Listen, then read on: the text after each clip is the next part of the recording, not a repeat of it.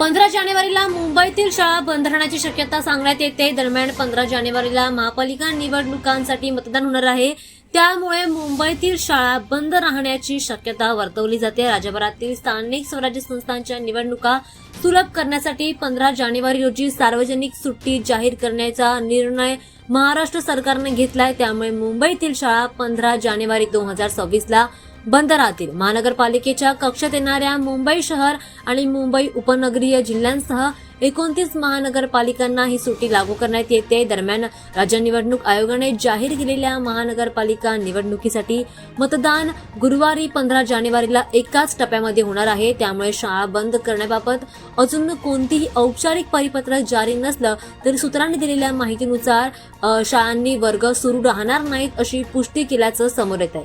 मतदानाच्या दिवशी मुंबईतील सर्व शाळा बंद राहतील अशी पुष्टी सूत्रांनी दिलेली आहे। त्यामुळे पालक आणि विद्यार्थ्यांना पुढील कोणत्याही अपडेटसाठी त्यांच्या संबंधित शाळांशी आणि विविध खासगी संस्थांशी संपर्क साधण्याचा सल्ला देण्यात येतो।